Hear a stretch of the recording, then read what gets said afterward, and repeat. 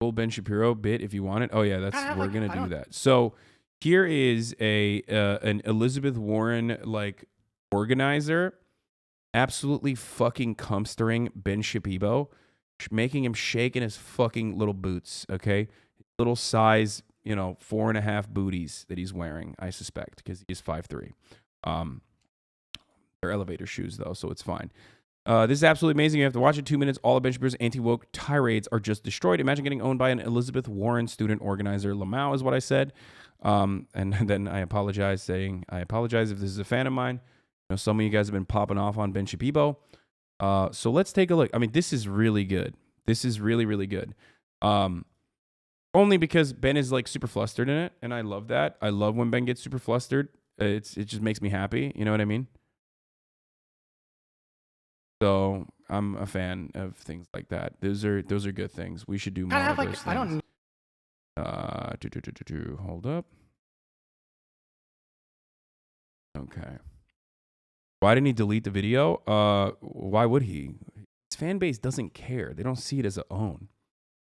You have to realize that like these guys are deeply entrenched in conservative ideology, and this person, like he's giving queer coded enough for people to be like, oh, nope, that's over. He's a fucking lib. He's a lib. You know what I mean? He has like a softer voice. So immediately conservatives are going to be like, well, my main daddy is fucking saying you're wrong. And I agree with my main debate daddy. I'm a debate pervert. And this person is probably like some cringy fucking lib. So that's it.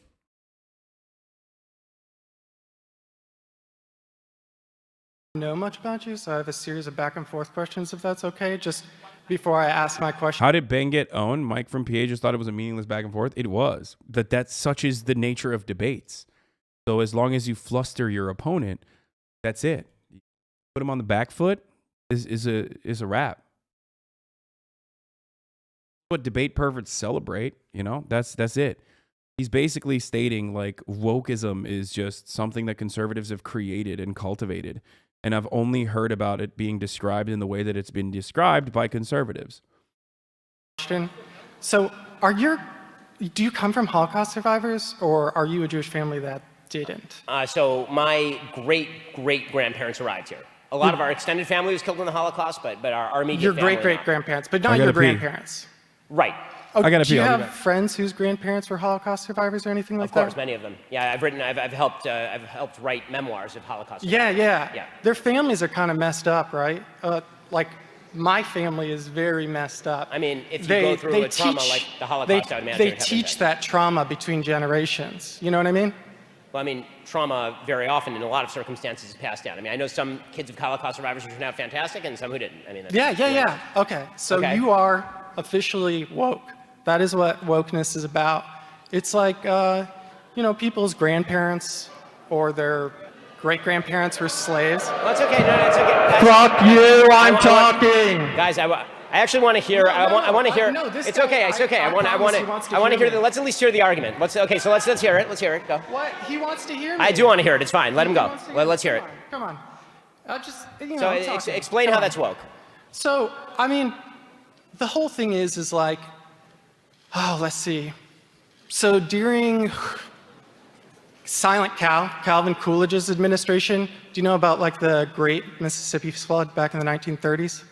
I understand that American history is filled with racial evil. Yeah. And that causes some intergenerational trauma, which affects people's ability to be, effective, things like that. Fine. So let me ask you a question. Yeah. So if the idea is that history has consequences, of course that's true.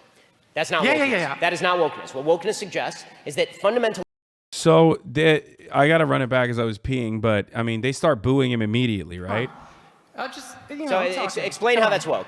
So, I mean, the whole thing is like, oh, let's see.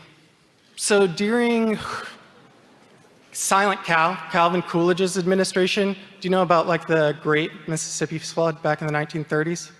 I understand that American history is filled with racial evil. Yeah. And that causes some intergenerational trauma, which affects people's ability to be, effective, things like that. Fine. So let me ask you a question. Yeah. So if the idea is that history has consequences, of course that's true. That's not Yeah, wokeness. yeah, yeah. That is not wokeness. What wokeness suggests is that fundamental institutions in American No, society it are doesn't. yes, it 100% does. I ran Elizabeth Warren's campaign. I helped organize her volunteers around here. Okay, to be fair, like it's I would laugh at that too. Okay, is fucking Elizabeth Warren. But anyway, listen, this is a well-intentioned guy. Okay, so let's give him the time of day. I am a representative of wokeness. Okay, well, and that's just this is all it is. Well, I mean, like, I I hope that. I don't get it. Warren and Bernie is the same team. This is why we lose. Yeah, no, totally. That's why we lose. Yes, you're right. Because people think Warren and Bernie were on the same team, and Elizabeth Warren did not drop out and fucking offer full-throated support to Bernie Sanders when it was very obvious that she wasn't going to not only lose, but even lose in her own fucking home turf. And did it thinking that she would get a position in the Biden camp. Okay? God damn, dude. I mean, it's the same thing that happened with Mélenchon in France literally just recently. It's always, you're right, it's always the same thing. If you have no realistic shot at fucking winning, then yeah, offer support to the person who is ideologically in your lane. But that wasn't Elizabeth Warren's point. Elizabeth Warren ran as a spoiler. Unless you mean, that this is why the left loses because, they run as spoilers to other viable candidates on purpose. Biden campaign won, though. Yeah, he did. Look how great that's been so far. And look where Elizabeth Warren is on the Biden camp.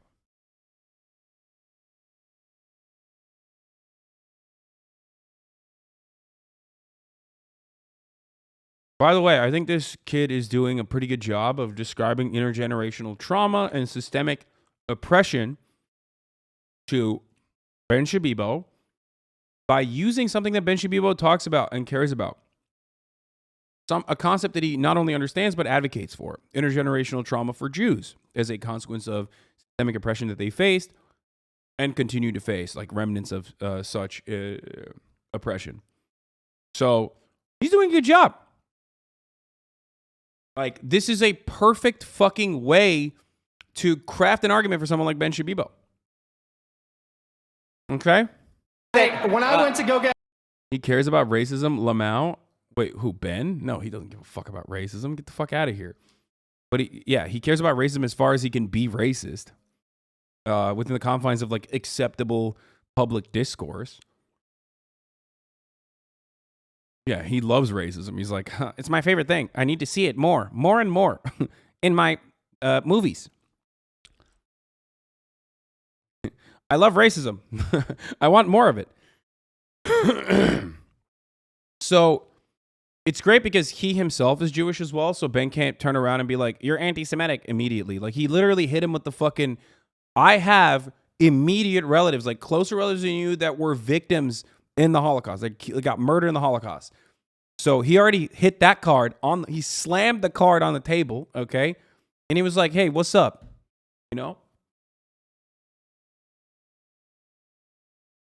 And now he's going in for the kill by making an adequate comparison between black people and the systemic abuse that they withstood in the United States of America and how our systems were designed in a way to oppress black people and the outcomes of said oppression and the intergenerational trauma in a way that Ben understands. So that's actually a really good way to fucking debate lord a debate pervert, okay? So, hats off, shouts out to the fucking Elizabeth Warren campaign organizer, Andy. Very good.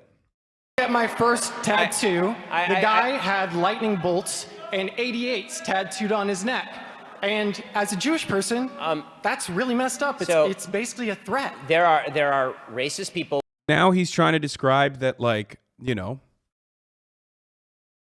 Ben should, in a way that Ben can understand, seeing remnants of that same kind of, power struggle from the side of the oppressor in contemporary society is going to very clearly create an environment of hostility. Now, the overarching argument here is most likely going to be around.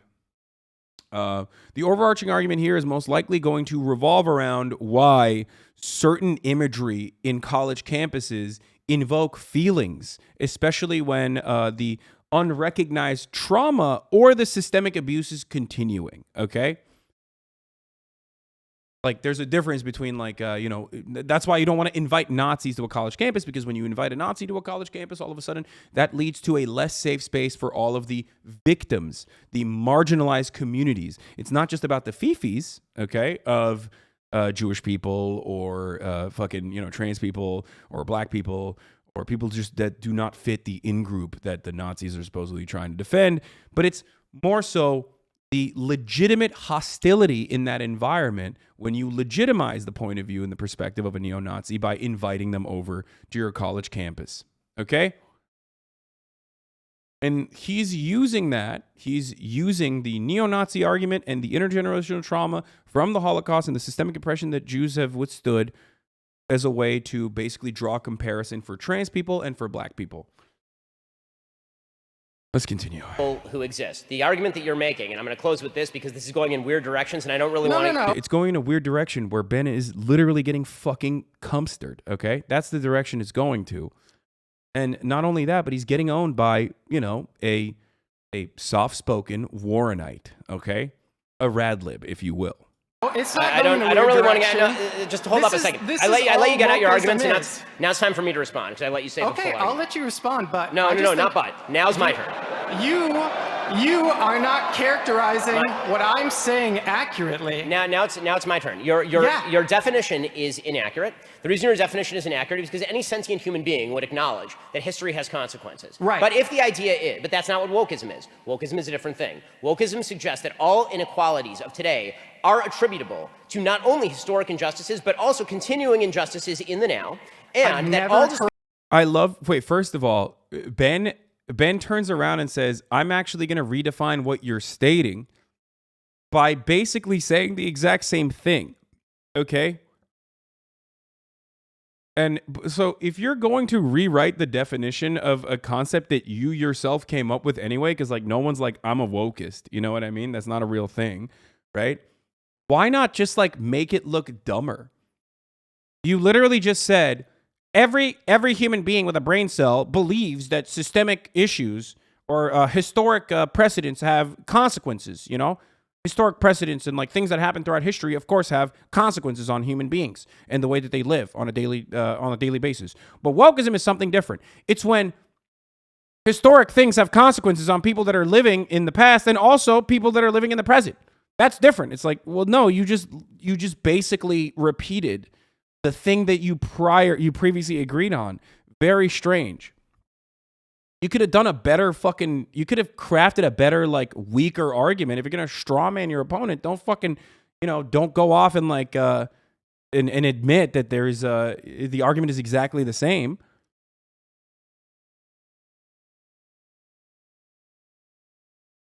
Disparity is attributable to discrimination, not just the injustices in the now, and that all disparity is attributable to discrimination. Not just that. A conservative is the only person. And I want to know why. Why is it that conservatives? I guess he's trying to make it seem like all matter, like a black person stubs their toe, and that's because of racism. I think he's trying to. The straw manning on that part is all matter of discrimination, all forms of discrimination actually comes from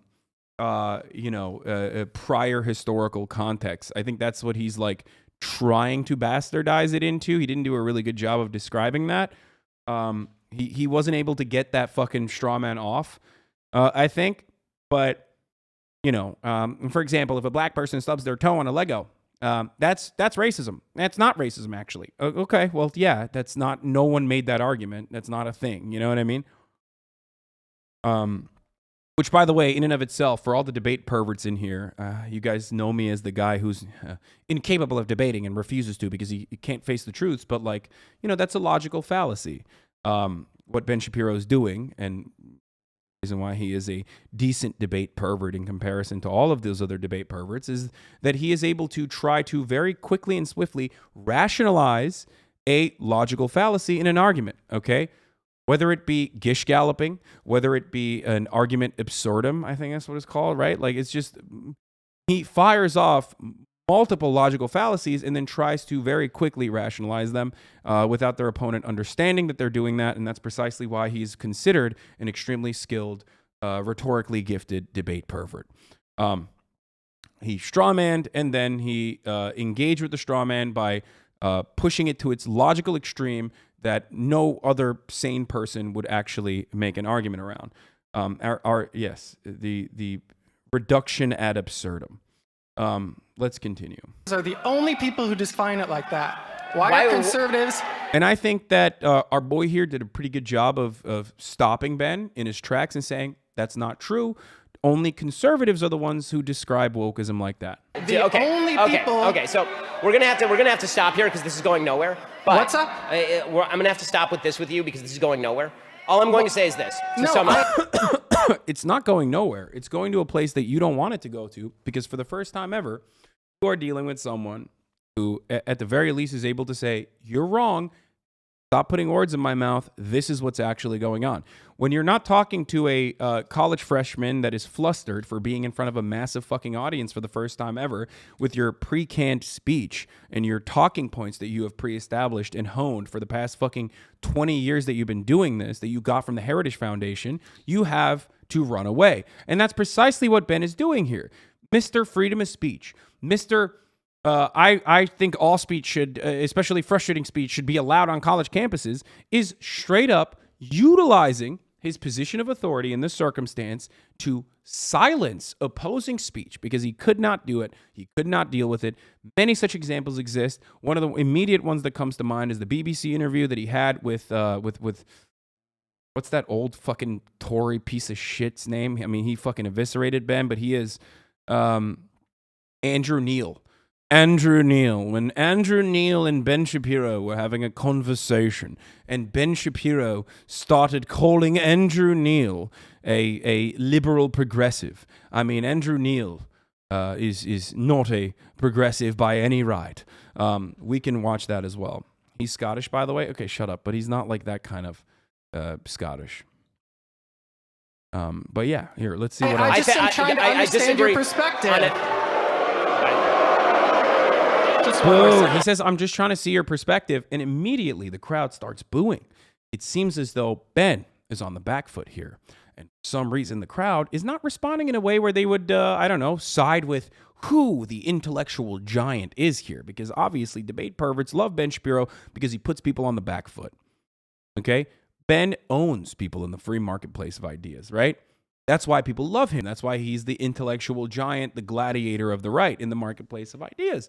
And yet here, his debate opponent is doing the same thing that Ben does to other people and causing Ben to be flustered. And yet his audience is not reacting in a way that they normally would. They're not turning around and making compilation videos about this guy saying like he fucking owned him. They're not turning around and going, maybe Ben isn't all that right in this circumstance. And that's precisely why I always say debates are pseudo-intellectual wrestling, WWE. For dumb people. I disagree. Your perspective. On it. Is this? What? What's up? I'm going to have to stop with you because this is going nowhere. All I'm going to say is this. I just am trying to understand your perspective. On it. Just one more second. On a fundamental level, you're shifting definitions to avoid the consequences of your. Look at that. Someone ran in and literally put their fucking hand physically on the microphone to stop this person's takes. They were so scary for this crowd of young conservatives to hear. They thought, wow, we can't have this person. We cannot have this person converse in this setting no longer. I mean, the things that he's saying, they are too hard to hear. That's crazy. That's wild. Let's run it again. Let's run that back. I want to see it again. All I'm going to say is this. I just am trying to understand your perspective. On it. Just one more. Thank you for the 5 tier 1 gift sub 60-watt silver lining. He says, I'm not disagreeing with you. I just want to hear your perspective. That's what he said. On a fundamental level, you're shifting definitions to avoid the consequences of your own argument. And if the idea is And now they're debating the efficacy of debates all of a sudden, or whether or not this debate is happening. Look how quickly Ben Shapiro, when backed into a corner in the most Weasley fucking way he can, shifts the conversation to, well, you're actually not following the sanctity of the pre-established debate confines that we have created. You are not an interlocutor that I would like to see no longer, sir.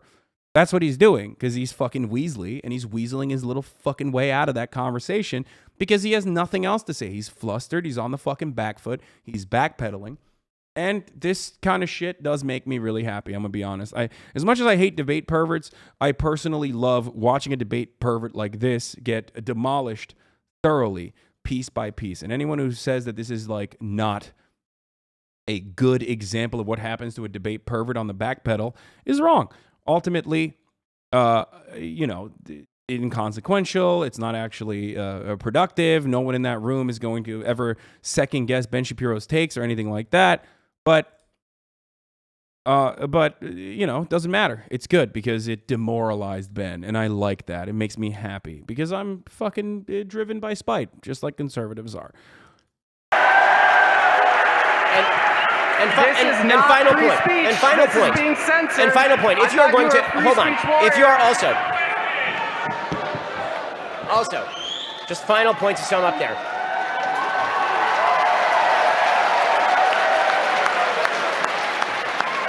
Wow, a group of young Americans, youngest person in that crowd being like 55, are celebrating the fact that someone was swiftly removed for the crime.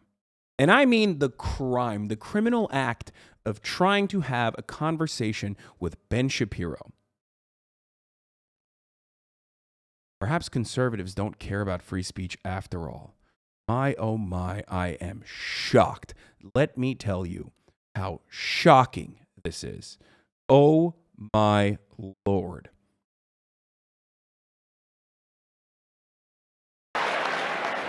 Final point to say. I can follow that. Yeah, but, I just want to make, honestly, go ahead. I want to make one final point to sum up there.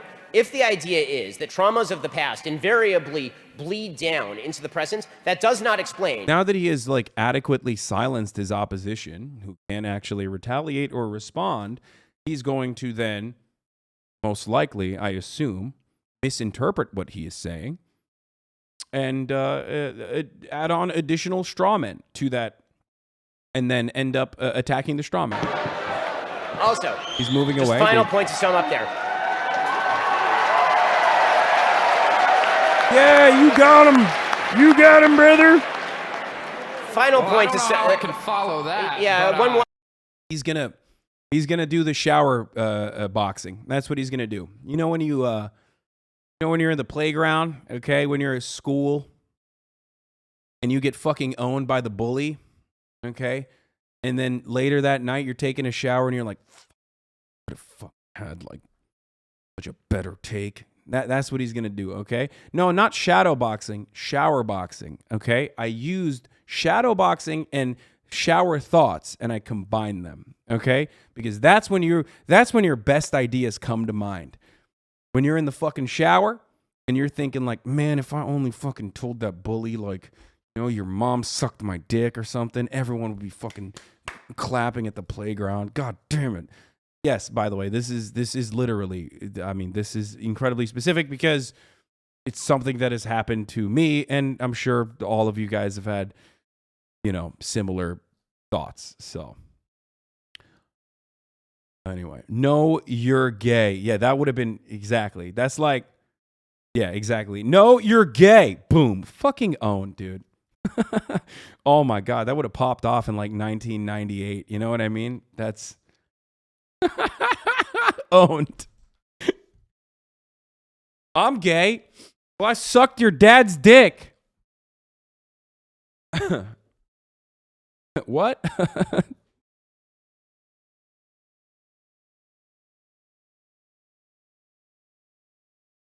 Oh man.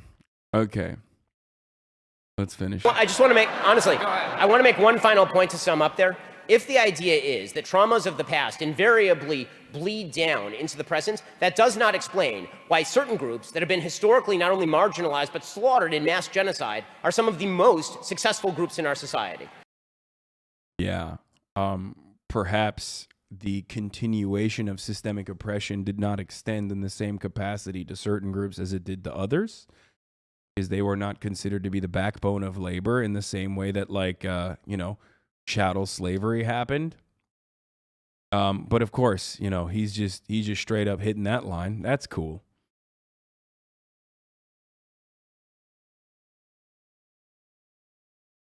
That room is full of the easiest people to troll online as well. Oh yeah, 100%.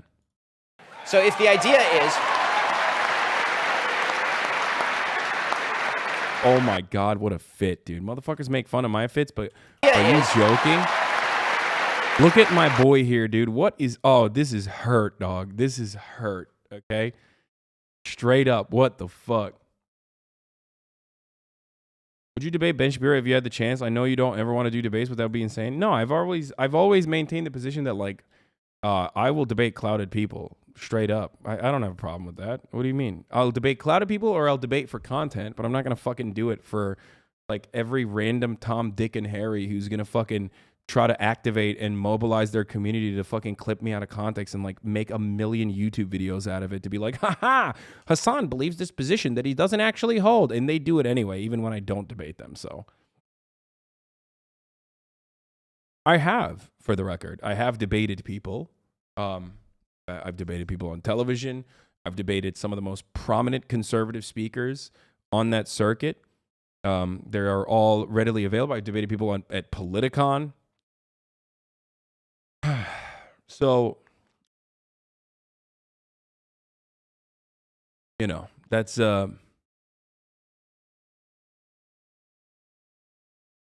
mean, guys, one of the last people I debated was almost the governor of California. You know what I mean? Like, that's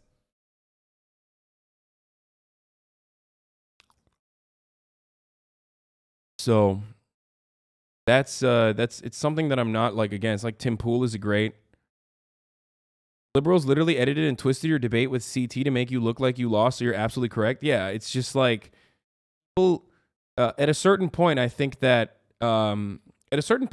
people don't even care about it. Like, the debate pervert circuit will straight up distort and make reactionary debate opponents look better.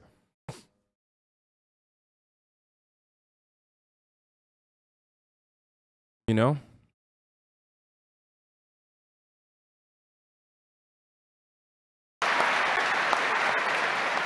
if the idea is that past trauma always equals current inequality, or that my actions in, say, robbing a convenience store are attributable to bad actions that happened in Alabama in 1930, the answer to that is no. Don't rob. Wait, what? Current inequality, or that my actions in, say, robbing a convenience store are attributable to bad actions that happened in Alabama in 1930, the answer to that is no. Don't rob the convenience store. The only way. Dude, holy shit. Just say the N-word, Ben. What the fuck? Yo, he just said, like, you know, black people are criminals. Straight up, like, that's awesome. Ben literally, he's just no holds barred. He got like a little bit of pushback, and he literally was like, I'm going there now. That's crazy. This is perhaps the furthest you can go. For the record, this is the furthest you can fucking go without, like, actually saying the N-word. This is like when a 14-year-old in a Call of Duty lobby is, like, losing the game and just says the N-word over and over again. That's Ben's version of that. He's doing exactly that. He's emotionally and mentally stunted and is 100% doing that without actually saying it. He's just like, well, you know, past trauma does not mean you can rob a convenience store, black people. That's what he's saying. And is, of course, like, ironically, an incredibly liberal analysis that is completely fucking devoid of any sort of materialist perspective attached to it, okay? Crime, specifically crime of that magnitude, of that sort, manifests in environments that have been held back due to their material conditions, due to the historic subjugation that people have been forced to exist in. He just basically went into, only black people cause crimes and they blame prior wrongs for it.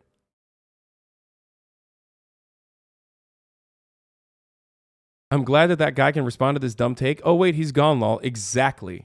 The way they are going to be able to break the chain of history is to make good decisions. What people on the left don't like to talk about is actual solutions. What they like to do is bitch about problems that existed 60 years ago and blame those. Oh, dude, he hit the fucking Gary V note. He said bitch. Failure solutions. Okay, this is not a new take, and this is not a unique take, and this is not even a correct take, which, you can say about pretty much everything that conservatives fucking recycle. The only thing they recycle, which is, old talking points. He literally is just doing the exact same thing that they do all the fucking time, which is like black people are bitching about, racism. Racism ended when slavery ended. Okay, maybe not. Racism ended when, Martin Luther King ended racism during the Civil Rights Movement. Okay, maybe not. Racism ended when Obama became president. Like, that's just the most common fucking right-wing retaliation. No analysis whatsoever about like why intergenerational poverty it plays a significant role in the development of certain communities, and how that still has lasting impact in contemporary society. And every single time you try to have that conversation, they turn around and go, no, they're going to rely on the pre-existing white supremacist attitudes that the audience holds on to as well, especially a conservative audience like that. The pre-existing attitudes that they have about pre-existing white supremacist attitudes they have about like black people cause crimes, they're scary. And then they complain about it and say, well, we had no other choice. We're doing crimes because, slavery.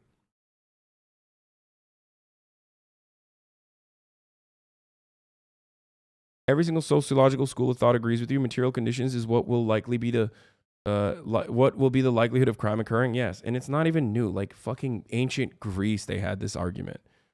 Like people understood this concept that crime is a consequence of poverty all the fucking way back in like ancient Greece.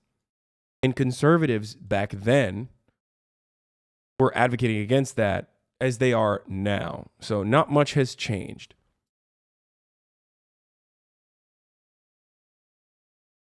It's pretty simple. I'm gonna use a reductive analysis here that like liberals can comprehend, and maybe even conservatives if they work their brain a little bit. Okay, it's either intrinsic or extrinsic factors that have held black people back. Okay, if you believe they're intrinsic factors, you believe that black people are somehow genetically different than white people and or Jewish people or other historically marginalized communities, okay? And that's why they're not able to pick themselves up by their bootstraps.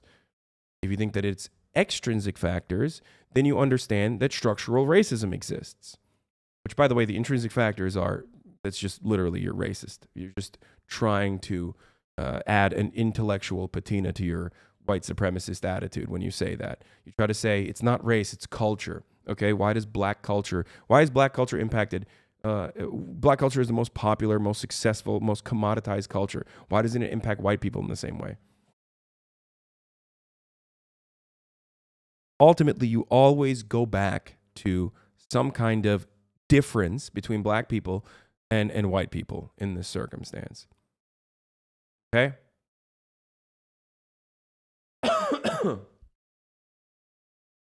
There's more white people that listen to rap music than there are black people. If that's the case, then, if that's the case, then fucking white people would be impacted in a similar capacity. If that was culture. Wait, what? I mean, it's true. It's literally true. There are more white people than there are black people in America. So, of course, there are more white people that listen to rap music than there are black people. It's the most successful fucking genre on the planet.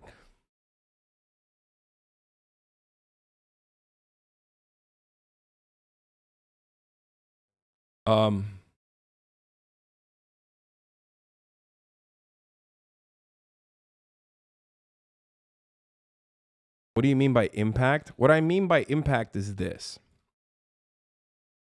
Conservatives can't any longer say black people are genetically inferior and that's why they're in destitute, poverty-struck conditions. That was the original talking point, okay? All the way until the fucking 60s, okay? Straight up. Go back to any fucking circumstance. Go back to the Jim Crow era. Go back to Reconstruction. Go back to any era, and you will hear from conservatives openly state that black people were genetically different and therefore inferior and therefore servile or therefore aggressive and angry. Okay? Now, when it became inappropriate to openly state that, then they moved on to different ways of saying that same thing. They tried to, again, go back to the science and justify it through the bell curve, or they tried to say, well, it's their culture. It's their culture that is the reason why black people are in worse material circumstances than white people. Okay? But if that was the case, then all facets that black culture impacts, which is the most commodified culture, would get the same kind of setbacks. This is, of course, if you even believe that culture can dictate your material conditions and not vice versa. I personally believe I am closer to Gramsci's attitude on this, where I think that it's more so a reflection of the base rather than the other way around. I do think that culture is just a mirror held up to our conditions. Okay?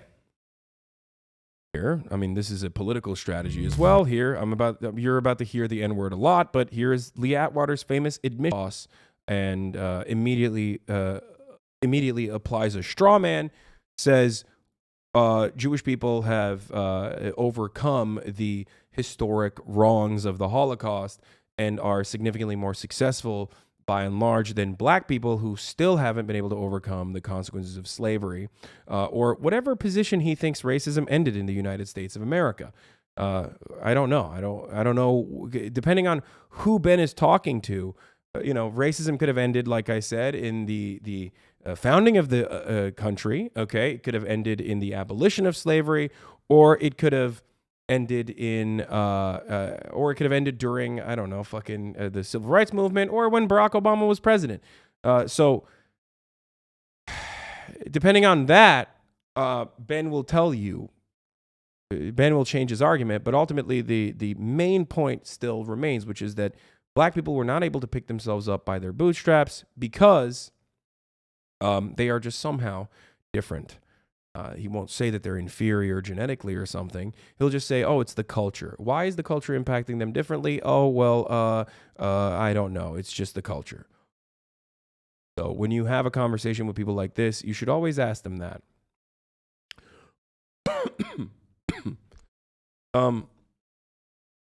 Like to do is bitch about problems that existed 60 years ago and blame those for failures to solve them now. Which, by the way, bitch about problems that existed 60 years ago. Got it. So he is of the mindset that, civil rights movement is when it ended. Racism ended in America. It was made illegal. So that is the exact same bullshit that you hear from any dumbass conservative at a fucking bar. Oh, they're bitching about problems from 60 years ago and think that justifies them stealing now. You know what I mean? It's like, that's just straight up racist bullshit, okay? Straight up racist bullshit. Anytime you have a conversation with a conservative, which, I don't suggest you do, but if you must, you can always use the example that, well, there's more crime committed by white people. Why aren't we, what the fuck? What's their excuse then? What's the excuse that white people are using for the more crime that they commit? Because there's more white people, have fun with the statistics. There's just more white people in America. So obviously there's more crime committed by white people in America. You know what I mean?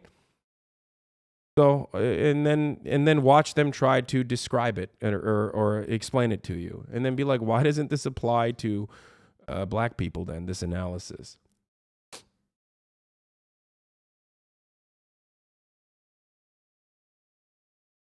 So, point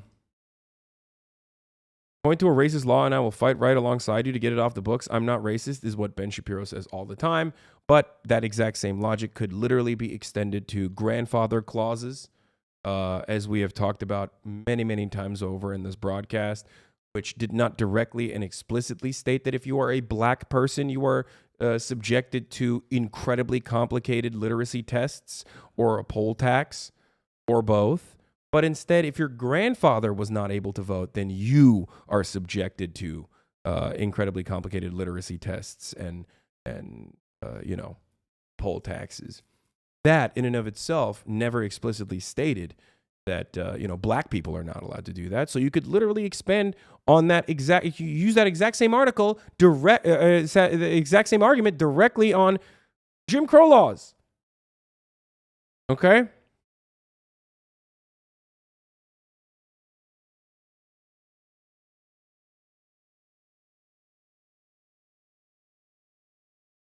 Doesn't work like that, and you know it doesn't, as the ratio between white/black in terms of crime actually puts black as high criminal, but only by a fraction. You can't just outright say just because a country has more means more crime against the minimum. No, I was telling them to use inappropriate arguments, is what I'm saying. I openly admitted that that's not a correct argument to use.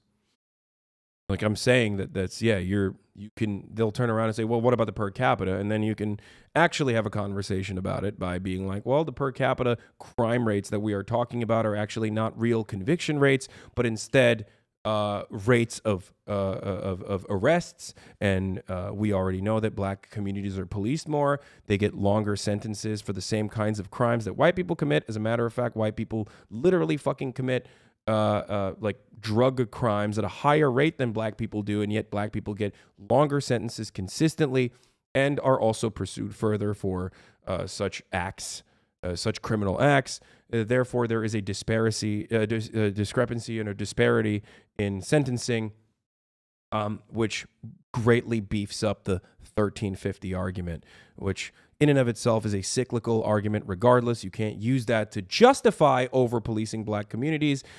We don't, for example, decide that like every man is automatically a criminal because 90% of crimes are committed by men, or we don't assume that every white man is a pedophile because the overwhelming majority of pedophiles are white men.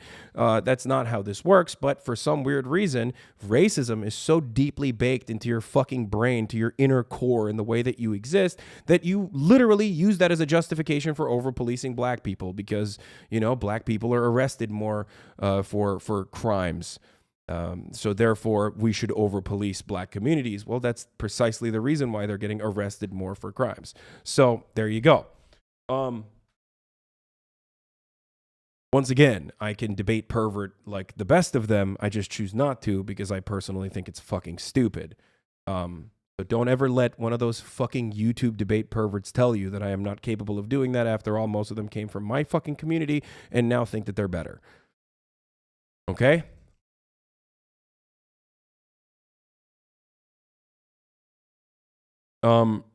But even if there wasn't a disparity in sentencing, for the record, even if there wasn't a disparity in sentencing for black people and white people, what you also have to comprehend once again is material conditions. Okay. I just want to clarify because I didn't know you say men commit 90% of the crime. I think it's like something crazy, isn't it? What percentage of crime is committed by Sorry, it was males accounting for 80.1% of violent crimes. And 73.8% of all arrested people are males. It's also the FBI statistics. This is the same FBI crime statistics.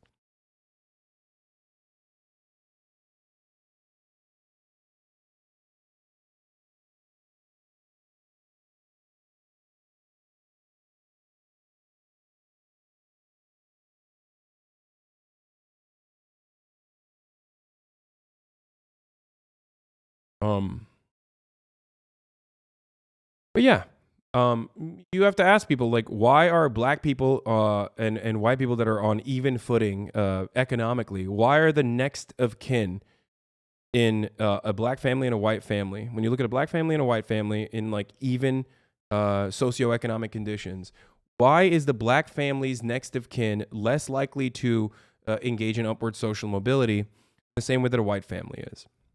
Why do you think that's the case?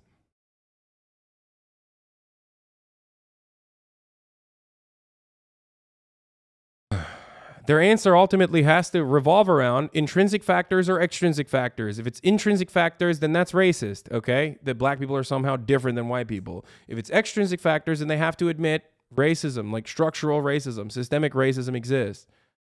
And it's the truth. That is actually the truth. And motherfuckers that say the culture argument always, or the fatherlessness argument always, once again, you have to ask them, why? How is it somehow devoid of the material conditions that they're subjected to? Okay?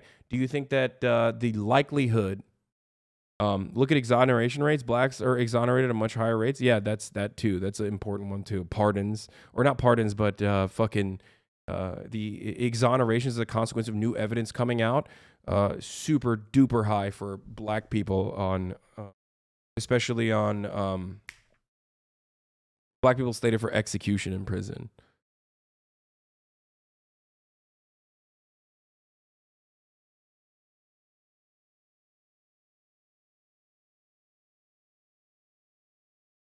Um,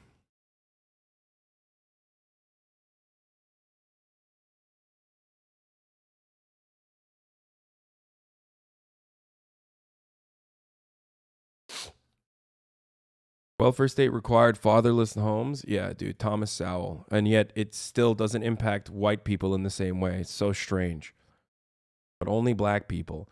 Or maybe there was a worse fucking consequence other than the welfare state, which is first of all, that should not have existed regardless. That kind of condition is fucking psychotic. And it should not exist. It should not have ever existed. Like the whole idea that like only single family homes were going to get some kind of welfare. Stupid. But not only that, but why doesn't it impact white people in a similar capacity? Just ask them that. Like, just always ask. Like, why? So what happened? Why didn't it hit white people in the same way? The welfare state.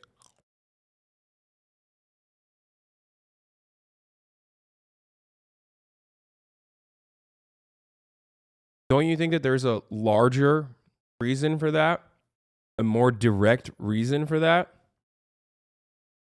For example, 1 in 5 black children in this country have at least one parent that's incarcerated.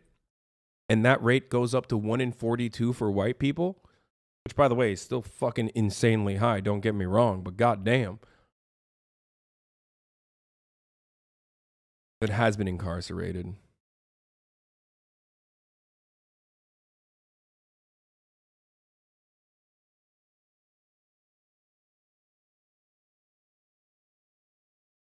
You think that that plays a role in single family housing?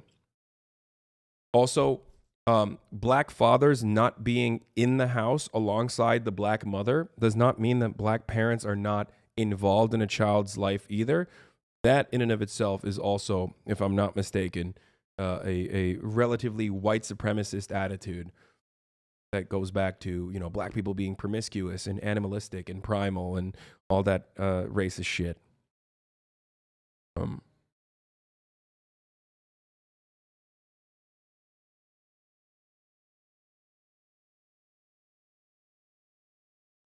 I'm going to give you the percentage that I was giving you.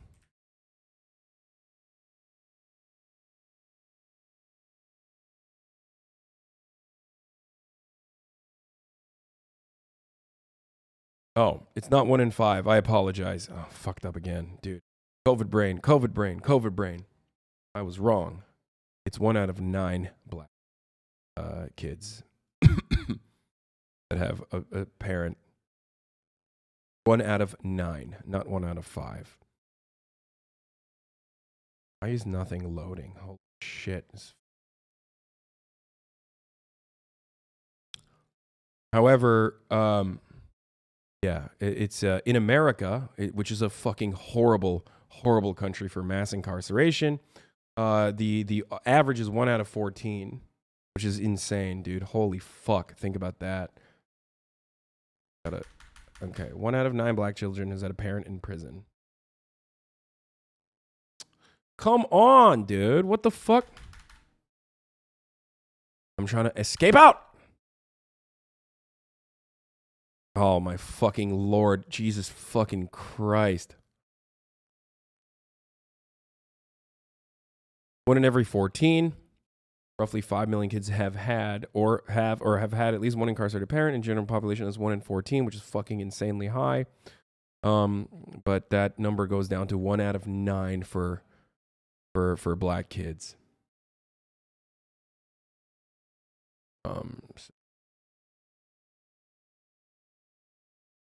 About 40% of all incarcerated fathers are black.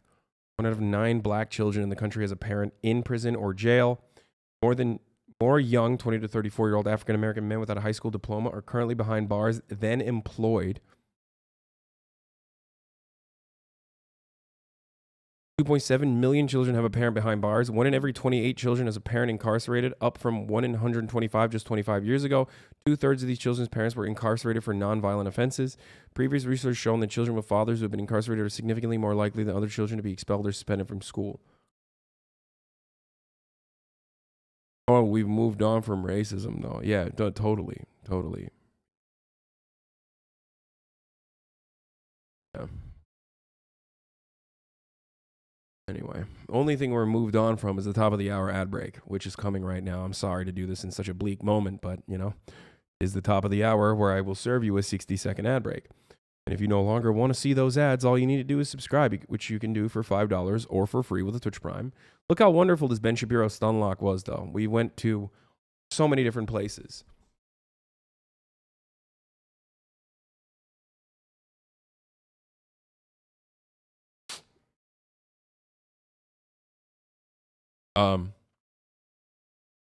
And before we move on completely,